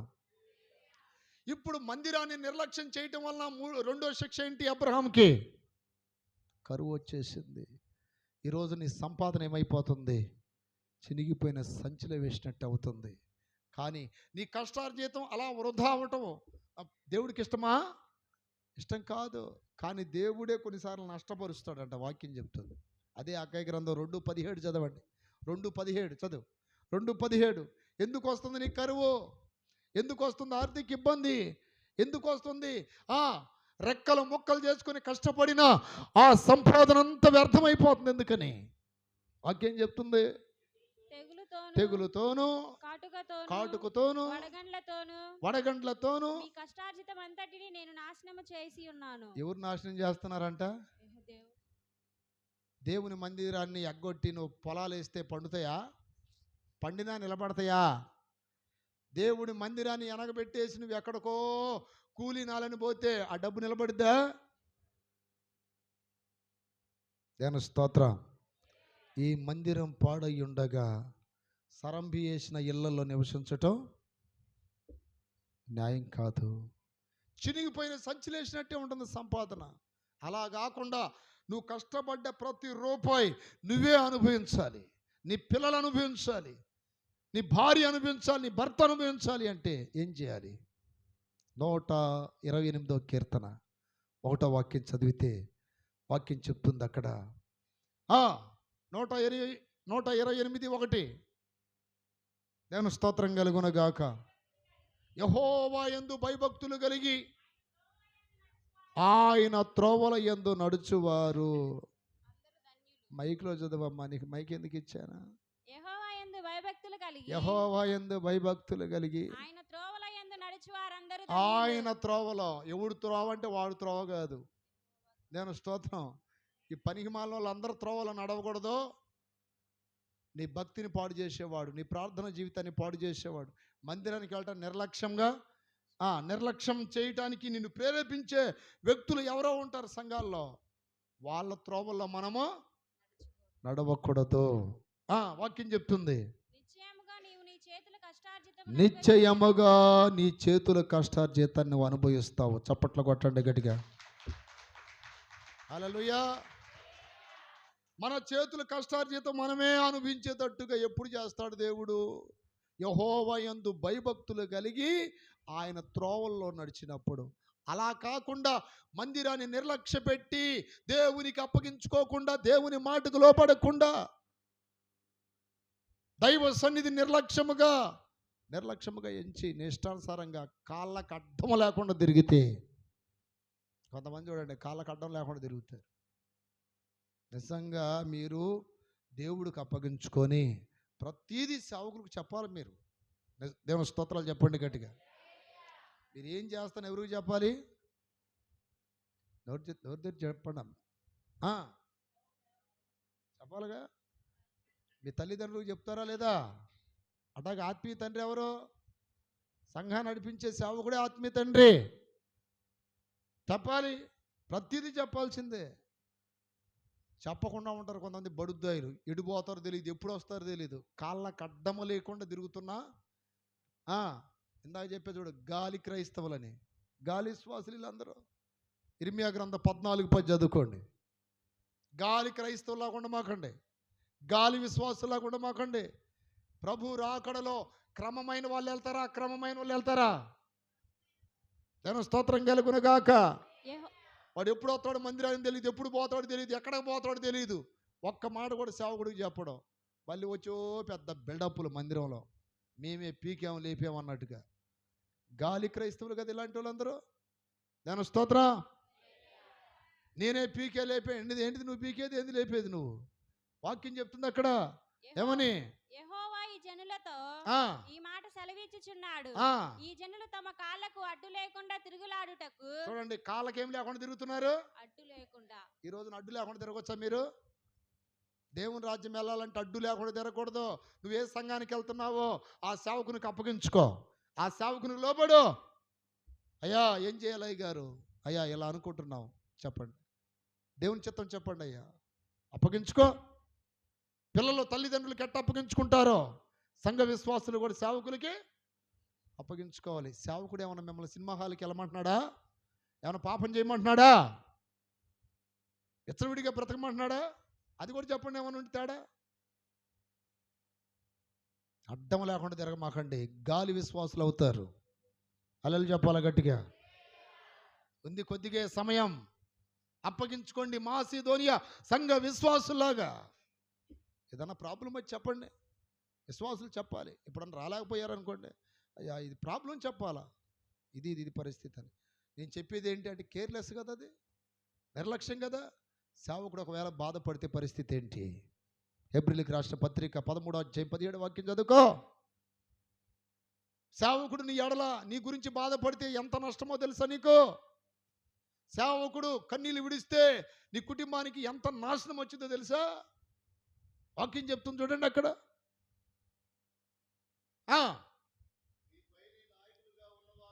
హెబ్రీయులకు రాసిన పత్రిక 13:17 వాక్యం. ఈ కారుణ్య పీస్ మినిస్ట్రీస్లో విశ్వాసులు అందరూ చక్కగా ఉండాలి. అలా చెప్పండి గట్టిగా. మా ఉద్దేశం మిమ్మల్ని దుండుకొని కానుకలు సంపాదించుకొని డబ్బు సంపాదించుకొని ఆస్తులు కూడబెట్టుకోవడం కాదు మా ఉద్దేశం. మిమ్మల్ని దేవుని రాజ్యం తీసుకెళ్ళాలన్నది మా ఉద్దేశం. చప్పట్లు కొట్టి గట్టిగా చెప్పండి హల్లెలూయా. మీరు ఎప్పుడో వచ్చి మాకేదో కానుకలు దశమ భాగాలు ఇస్తే అన్ని కుటక్కన మింగి బలిసిపోయి మీరు ఎట్టన తిరగండి, ఎప్పుడో వచ్చి కానుకలు ఇవ్వండి అని సంఘాలు కాదు ఇవి. 2 ఉన్నా 10 మంది ఉన్నా 4 ఉన్నా క్రమంగా ఉండటం. అదిగో మాకు అప్పగించిన ఈ ఆత్మలు తీసుకెళ్ళి అయ్యా ఇదిగో అని ఆయనకు అప్పగించడం, ఇదే మా డ్యూటీ, ఇదే మా డ్యూటీ. ఇంత నమ్మకంగా బాధ్యత కలిగిన సేవకుల దగ్గర మీరు ఎలా ఉండాలంటే విశ్వాసులారా, వాక్యం చెప్తుంది చదవండి. ఆ వాక్యంలో మీ పైన నాయకులకు, మీ పైన నాయకులుగా ఉన్నవారు లెక్క ఒప్ప చెప్పవలసిన వాళ్ళే, మీ ఆత్మలను లెక్క ఒప్ప చెప్పవలసిన వారి వలె మీ ఆత్మలని కాయుచున్నారు. ఆత్మలు ఏం చేస్తున్నారు? ఎంతమంది బాప్తిసం పొందారు ఇక్కడ? ఎంతమంది పొందారు బాప్తిసం? చేతులు ఎత్తండి. మీ ఆత్మలు ఏం చేస్తున్నారు? ప్రతిరోజు ఉదయాన్నే లేచి ప్రార్థన. అయ్యా మీ అందరు గుర్తు చేసుకుంటారు, శారమ్మ కుటుంబాన్ని, అబ్రహాం కుటుంబాన్ని, ఇస్సాకు కుటుంబాన్ని కాపాడయ్యా. ప్రతిరోజు ఏకుజాం ప్రార్థన ఉంటుంది మాకు. దాని స్తోత్ర. మరలా రాత్రి ప్రార్థన ఉంటుంది అందరి కొరకు. అయ్యా ఆ బిడ్డలకి మేలు చేయండి, ఏ కీడు సంభవింపకుండా ఈరోజు అంతా కాపాడు, వారిని పోషించండి. సేవకుని ప్రార్థన కుటుంబాలకు ఎంత ఆశీర్వాదం. సేవకుడు ఏం చేస్తున్నాడు మన కొరకు? బాధ్యతగా ఆత్మలనే కాయిచున్నాడు. దాని స్తోత్రం కలుగునగాక. బాధ్యతగా కాయిచున్నప్పుడు ఏం చేయాలి విశ్వాసులు? చదువు. వారు దుఃఖముతో, వాళ్ళు ఎట్టంట? దుఃఖముతో అయ్యో ప్రభా ఈ విశ్వాసులు ఎట్టున్నారు, అయ్యో వీళ్ళు లోబట్టలేదు ప్రభా అని వారు కానీ దుఃఖపడ్డారంటే ఏమైద్ది? మీకు నిష్ప్రయోజనము కనుక మీకు ఇంకా అప్పటి నుండి అన్ని నష్టాలే కలుగుతూ ఉంటాయి, అన్ని కష్టాలే, అన్ని ఇబ్బందులు, అన్ని ఇరుకులే వస్తుంటాయి ఇంట్లో, అన్ని సమస్యలే స్టార్ట్ అవుతాయి ఇక. అందుకని ఏం చేయాలంట? దుఃఖముతో కాక ఆనందముతో చేయినట్లు. సేవకుడు ఎలా చేయాలి? సేవకుడు ఏం చేయాలి? ఎన్నిసార్లు వాక్యం చెప్పాను, మొన్నటి దాకా అట్టున్నారు కానీ ఈ మధ్య పర్వాలేదు, మళ్ళీ మాట అంటున్నారు. నా వాక్యం ఎంతమందికి అర్థమవుతుంది? మీలో అర్థం కావట్లేదా? అర్థమవుతుందా లేదా? నా వాక్యం అర్థం కాదు, ఇక ప్రపంచంలో ఏ పాస్టర్ వాక్యం మీకు అర్థం కాదు. చేతులు పైకి గడిగలు చెప్పండి. నిజం చెప్తున్నా. నేను మోటోల్లాగా మాట్లాడుతుంటా, మామూలుగా ఈ పల్లెటూరులాగా మాట్లాడుతా. దేవుని స్తోత్రం. అన్ని ప్రాంతాల్లో అన్ని రకాలుగా మాట్లాడుతున్నా. చేతులు పైకి గడిగలు చెప్పండి. అర్థం చేసుకోండి. దైవ సేవకుడు కన్నీళ్ళు విడిస్తే ప్రయోజనమా నిష్ప్రయోజనమా? దేవుని స్తోత్రం కలుగునగాక. ఇప్పుడు యూట్యూబ్లో ఈ ప్రసంగం వెళ్ళిద్ది, ఎంతోమంది చూస్తారు. ఇంచుమించు 4,000 మంది పైనే ఉన్నారు సబ్స్క్రైబర్స్. ఎంతోమంది చూస్తారు. అందరికీ ఈ వాక్యం వింటున్న ప్రతి ఒక్కరికి చెప్తున్నా నేను. దేవుని స్తోత్రం. మీ దైవజనుడు మిమ్మల్ని బట్టి ఏ రోజు కన్నీళ్లు విడవకూడదు. మీ దైవజనుడు మిమ్మల్ని బట్టి ఎప్పుడు దుఃఖపడకూడదు. మీ దైవజనుడు మిమ్మల్ని బట్టి ఎప్పుడు బాధపడకూడదు. సంతోషంగా ఉండాలి. అక్కడ వాక్యం చెప్తుంది. ఏమని రాయబడింది అక్కడ? ఆనందముతోనే చేయాలి. ఆనందంగా ఇష్టింకి రావాలి, ఆనందంగా ప్రార్థన చేయాలి. అయ్యా ఇదిగో ఈ బిడ్డలు నమ్మకస్తులయ్యా, అయ్యా ఇదిగో ఈ బిడ్డలు ఎంతో యథార్థవంతులయ్యా, అయ్యా ఈ బిడ్డలు ఎంతో నమ్మకంగా పరిచర్య చేసేవాళ్ళయ్యా, నమ్మకంగా నీకు ఇవ్వాల్సిన అన్ని ఇస్తారయ్యా, ఎంతో తగ్గింపుతో లోబడతారయ్యా. ఆనందముతో పరిచర్య చేయనట్లు మీరేం చేయాలి? వారికి లోబడాలి. చప్పట్లు కొట్టండి గట్టిగా. హల్లెలూయా. ఈ లోబడిన గాడిదలు ఉంటారు కొంతమంది. గాడిదలే. ఎందుకు గాడిదలు అని పేరు పెడుతున్నానంటే, జ్ఞానం లేని వాళ్ళకి బైబిల్ పెట్టిన పేరేంటి? బుద్ధి జ్ఞానం లేని కంచర గాడిద. దాని స్తోత్రం. కనీసం మీరు ఈ ఊరు వదిలిపెట్టి ఎక్కడికైనా వెళ్తున్న సేవకులకు చెప్పాలి, అది దైవ చిత్తమా కాదా చెప్పాలి. దాని స్తోత్రం కలుగునగాక. ఎందుకని? వాక్యం చెప్తుంది, ఆత్మల్ని కాస్తున్నారు వాళ్ళు, ఆత్మలనే కాస్తున్నారు, కాపాడుతున్నారు. దాని స్తోత్రం కలుగునగాక. ఆయన చెప్పేది ఏంటి? ఆ నిర్లక్ష్యం వచ్చిందనుకోండి, ఏమైందో తెలుసా? లోతు గతి పట్టిద్ది. లోతు వెళ్ళేటప్పుడు దేవుడికి ఏమైనా చెప్పాడా? తన ఆస్తులన్నీ ఏమైపోయినాయి? మొత్తం అబ్రహాము, నా ప్రియమైన బిడ్డలారా, తన జీవితంలో ఈ నిర్లక్ష్యపు ఆత్మ క్రియ చేసినంత కాలం నష్టపోయాడు అంతే. ఇప్పుడు కరువు వచ్చేసింది, ఎక్కడికి వెళ్ళాడంట? ఐగుప్తుకి వెళ్ళిపోయాడు. లోకం పిలుస్తుంది నేను. ఎక్కడ దైవ సన్నిధికి వచ్చి కూడా దరిద్రాన్ని అనుభవిస్తున్నారంటే వాళ్ళు ఇంకా దేవుని మాట సరిగా వినట్లేదని అర్థం. అవునా కాదా? దేవుని మాట వింటే దేవుడు ఏమంటున్నాడు? నీవు నా మాట వింటే, ద్వితీయోపదేశ కాండం 28వ అధ్యాయం 2వ వాక్యంలో రాయబడింది, నీ దేవుడైన యెహోవా మాట శ్రద్ధగా వినిన ఎడల నేడు నేను నీకు ఆజ్ఞాపించినవన్నీ. మైక్లో చదవమని చెప్పా. అమ్మాయి నువ్వు కూడా అట్లా. దేవుడైన యెహోవా మాట శ్రద్ధగా విని. దేవుడైన యెహోవా మాట ఎట్టనాలి? శ్రద్ధగా విని. అమ్మా చెప్పండి అమ్మా, ఎట్టనాలి? మొగుడు ఒక మాట తిడితే శ్రద్ధగా విని గొడవ పెట్టుకుంటారు.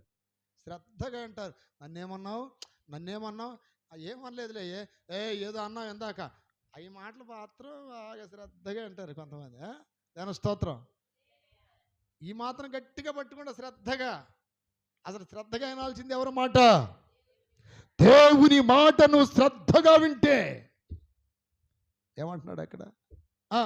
నేడు నేను నీకు ఆజ్ఞాపించుచున్న ఆయన ఆజ్ఞలన్నిటిని అనుసరించి నడిచిన ఎడల నీ దేవుడైన యెహోవా భూమి మీద నున్న సమస్త జనముల కంటే నిన్ను హెచ్చించును. చూడండి, ఆయన మాటలింటే దేవుడు ఏం చేస్తాడు? నిన్ను చెప్పండి అమ్మా, దరిద్రమా హెచ్చింపా?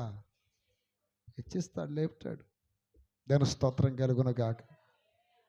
ఇంకా నీకు దరిద్రం వస్తుందంటే ఎక్కడో తేడా, ఎక్కడో తేడా.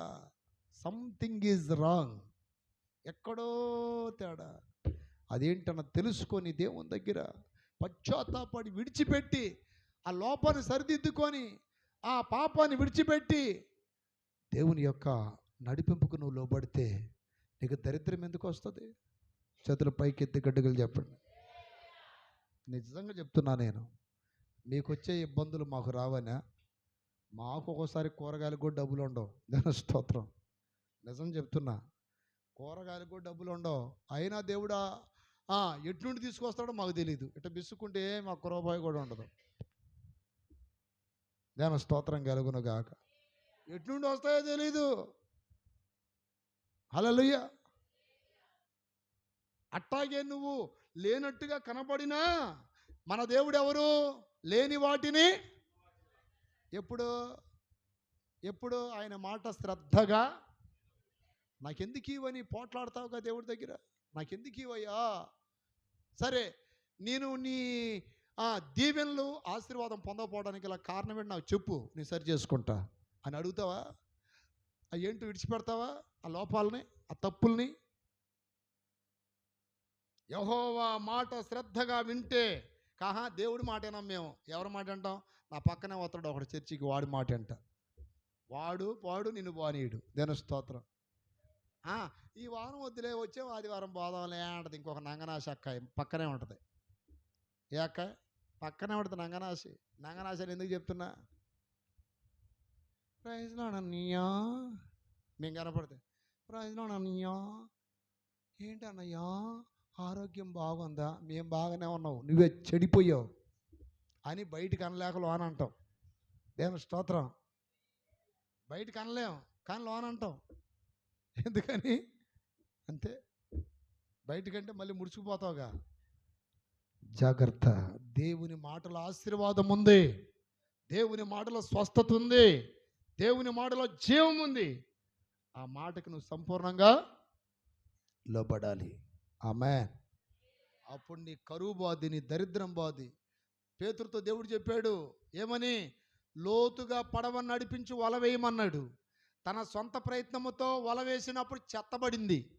దేవుని మాటకు లోబడినప్పుడు విస్తారమైన చేపలు పడ్డాయి. చప్పట్లు కొట్టి గట్టిగా చెప్పండి. హల్లెలూయా.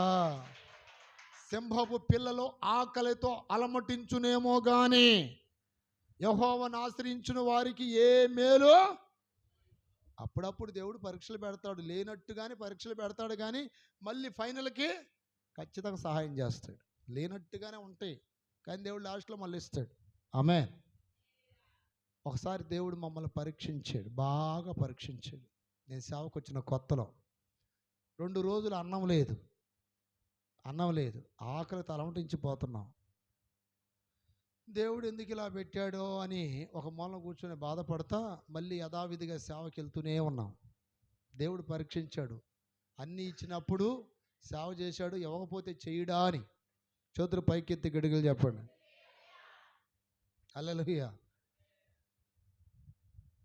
అట్లాగే నీళ్ళు తాగి అలాగే వెళ్ళి దేవుని యొక్క వాక్యం ప్రకటించి సువార్త చెప్పి, అంటే ఆ రోజుల్లో ఇట్లా సంఘాలు మందిరాలు ఏమి లేవు. సువార్త చెప్పటం, ఎవరైనా దయదలిసి కాసి నీళ్ళు పోస్తే తాగటం, ఇంకా ఎవరైనా అక్కయ్యల పాపం కనిగిరపడి ఒక ముద్ద పెడితే తినటం. ఎప్పుడు పెట్టేవాళ్ళు ఆ రోజు అన్నయ్య అన్నం తింటారా అని ఎంత ఇది చేసింది దీర్ఘం. సేవకుల దగ్గరికి వచ్చి ఎప్పుడైనా తింటారా అని మాకండి, ఉంటే తీసుకురండి. ఆమేన్. చెప్పండి. అన్నయ్య నేను కూరండే కానీ తెచ్చానా అంటే నోరి పెట్టడుగుతాడు, సిగ్గులేనోడిలాగా. తీసుకురా అంటాడా? ఆమేన్. చేతుల పైకి చెప్పండి. ఇప్పుడు ఏం చేయాలి? తీసుకురావాలనుకుంటే తీసుకురావాలి. దాని స్తోత్రం.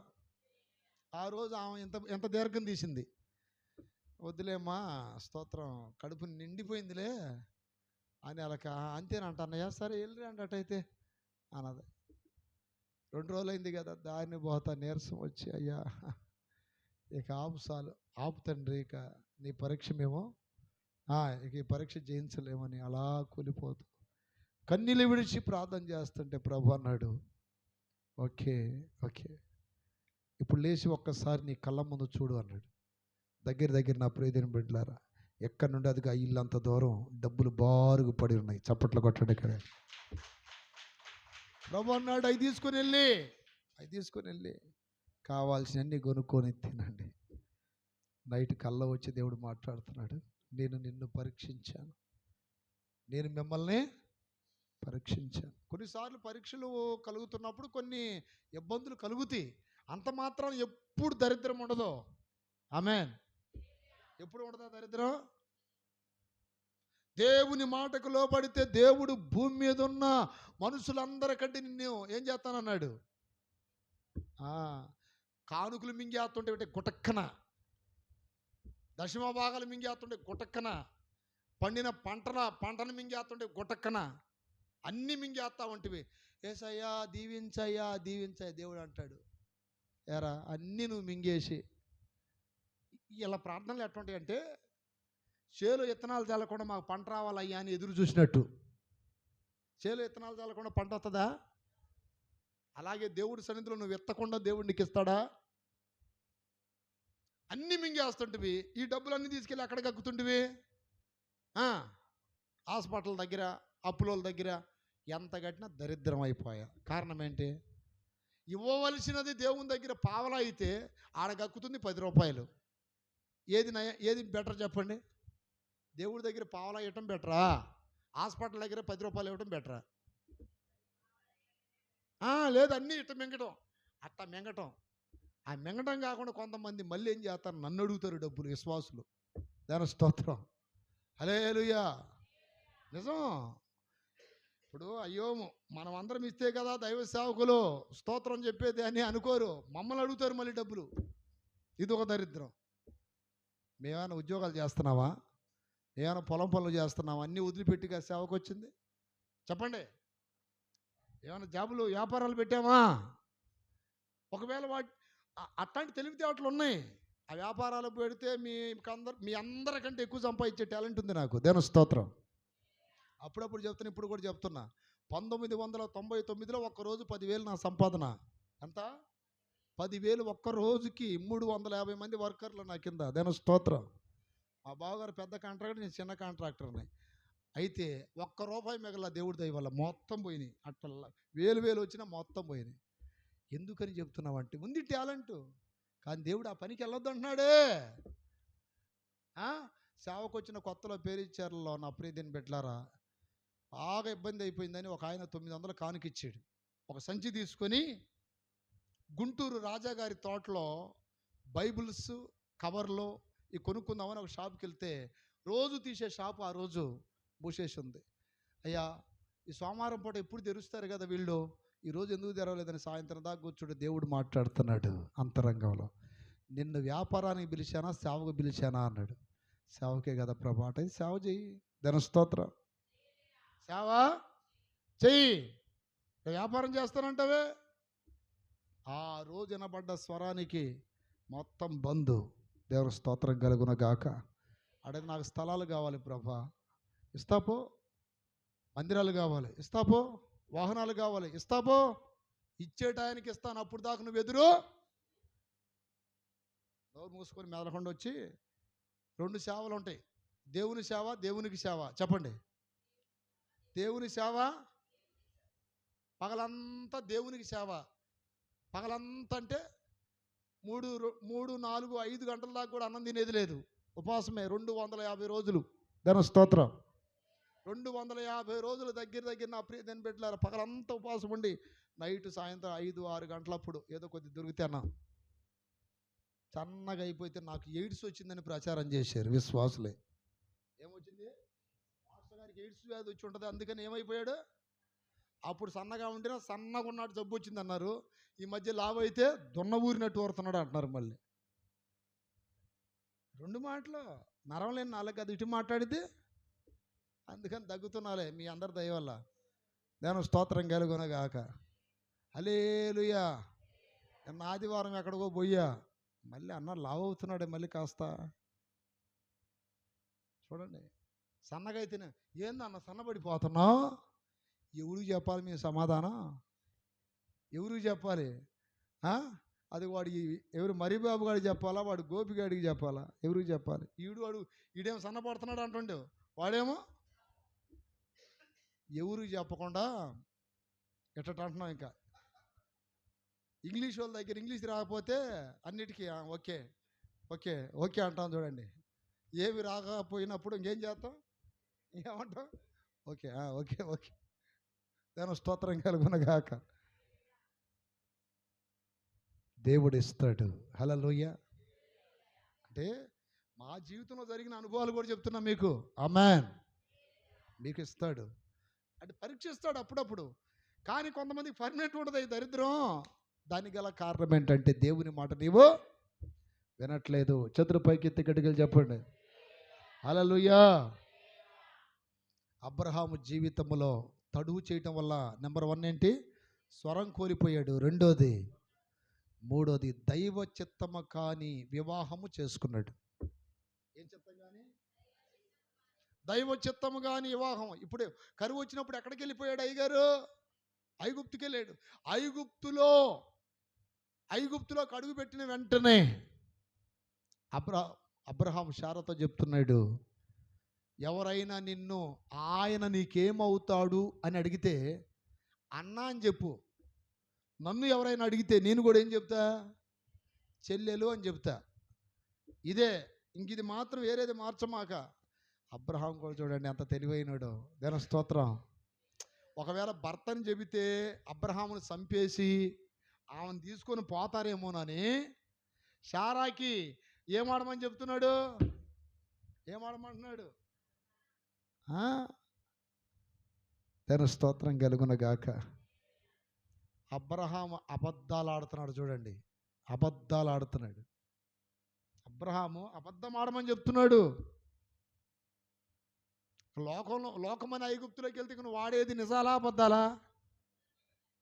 ఈ రోజున చాలామంది దేవుని బిడ్డలు ప్రతిదానికి అబద్ధమే, చిన్నదానికి అబద్ధమే, ప్రతిదానికి అబద్ధం అబద్ధం అబద్ధం అబద్ధం. ఎందుకు ఈ అబద్ధాలు చెప్పండి? అబద్ధీకులు ఎవరు కుమారులు? సాతానుడు ఎవరో? అబద్ధీకుడు, అబద్ధాలకు జనకుడు అంటవాడు. తేండి వాక్యం యోహాను సువార్త 8:44. మీరు మీ తండ్రి యగు అపవాది సంబంధులు. దేవుని స్తోత్రం కలుగునగాక.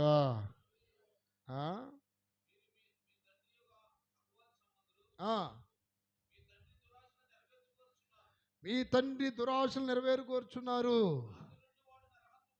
ఆది నుండి వాడు ఎవడండి? నరహంతకుడయ్యుండి. అసలు వాడు అన్ని అబద్ధాలు ఆడేది. వాడు సత్యమందు నిలిచిన వాడు కాదు. అసలు వాడిలో సత్యమే లేదంటే వాక్యం లేదు. వాడు అబద్ధమాడినప్పుడు అంటే వాడు స్వభావం అది కాబట్టి అబద్ధాలే వస్తాయి.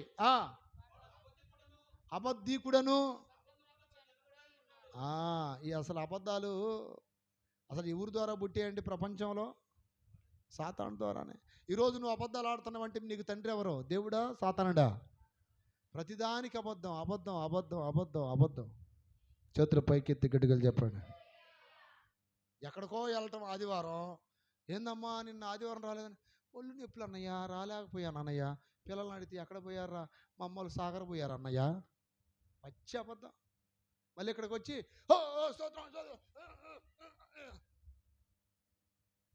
ఎగరట వేడ. వాడిలో అసలు సత్యమే లేదంటున్నాడు దేవుడు.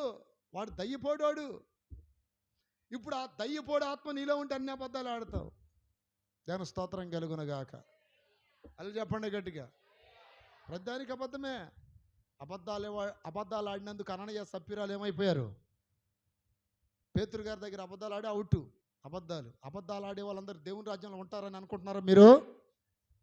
బయట. ప్రకటన గ్రంథం 22వ అధ్యాయం 15వ వాక్యం చదవండి. 15-14. దేవుని స్తోత్రం. అబద్ధాలు ఆడే వాళ్ళందరూ వెలుపట ఉంటారంటున్నాడు దేవుడు. 22:15 కుక్కలు, మాంత్రికులు, వ్యభిచారులు, నరహంతకులు, విగ్రహారాధకులు, అబద్ధమును ప్రేమించి ఆగండి అబద్ధమును ప్రేమించి జరిగించే ప్రతివాడు పరలోకంలో ఉంటాడా, వెలుపట ఉంటాడా? ఈరోజు ఎన్ని అబద్ధాలు ఆడుతున్నావు? సరి చేసుకోవా? ఎంతమందికి అర్థమైంది ఈ మాట? అబద్ధాలు మానుకోండి. ఇప్పుడు అబ్రహాము శారాతో ఏం చెప్తున్నాడు?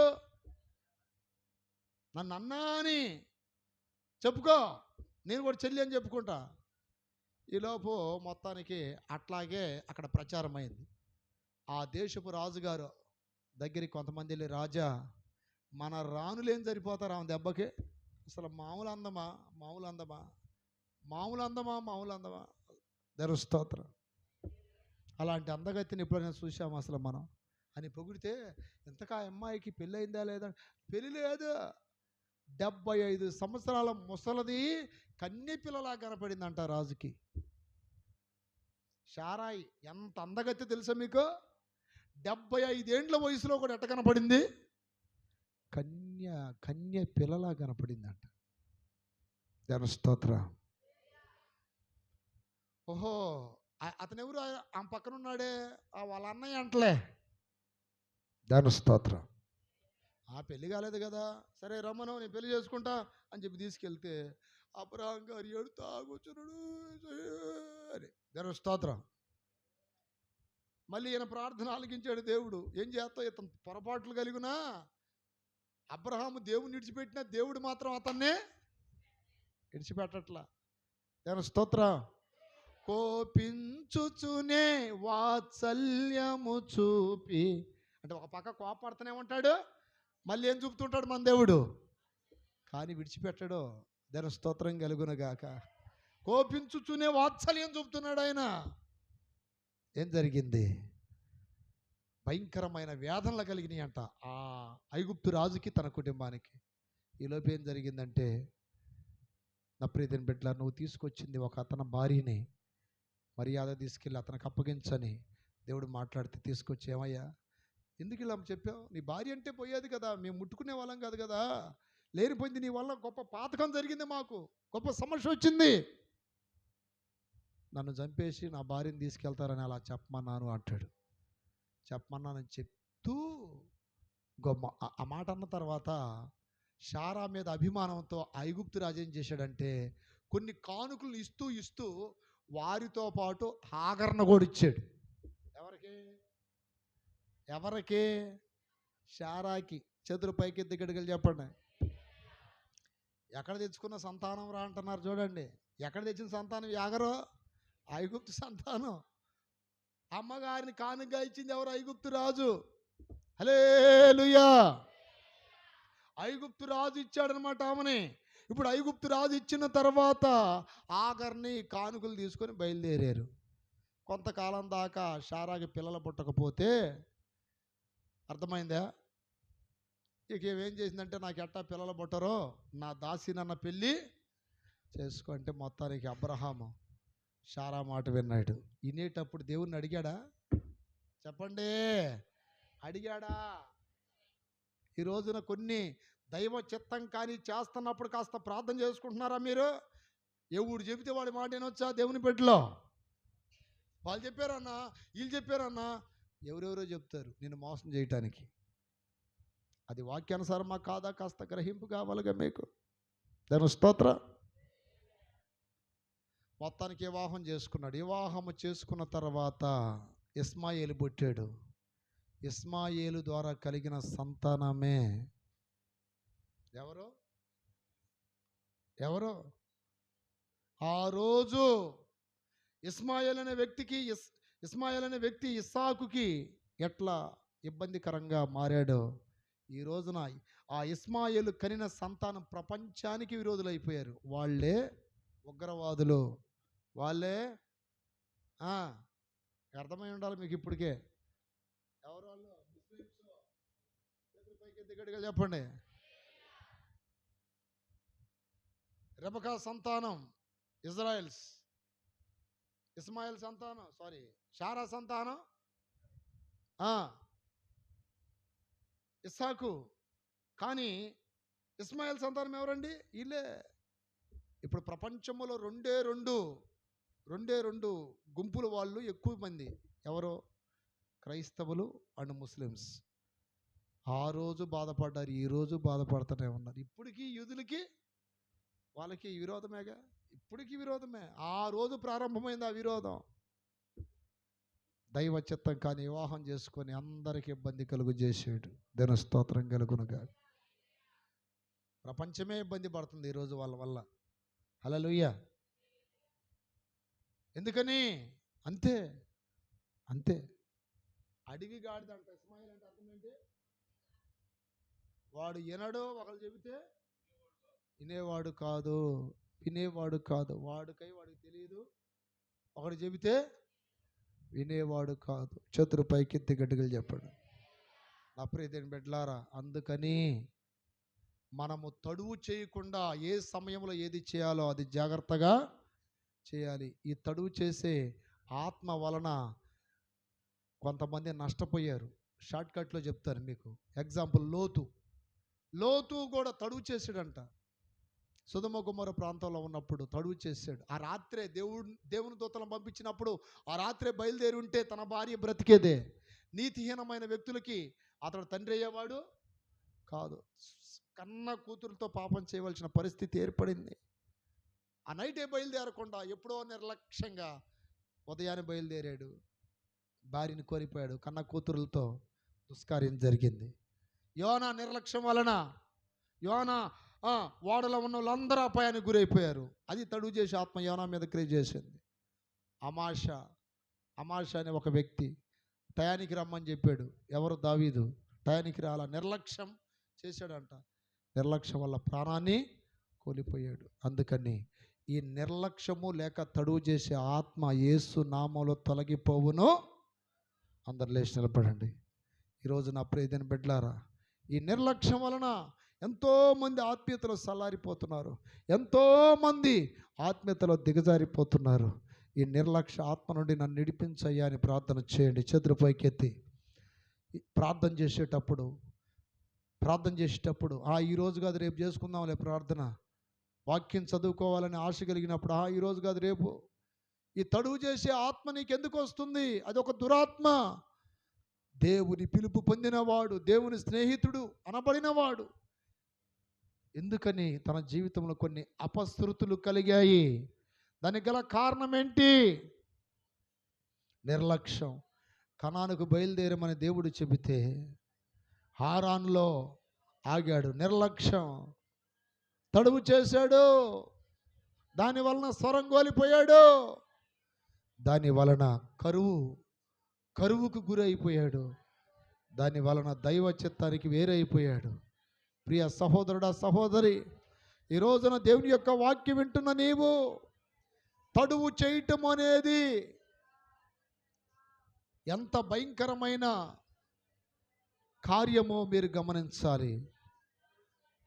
ఏ సమయంలో ఏది జరగాలో దానికి సంపూర్ణంగా నువ్వు లోపడాలి.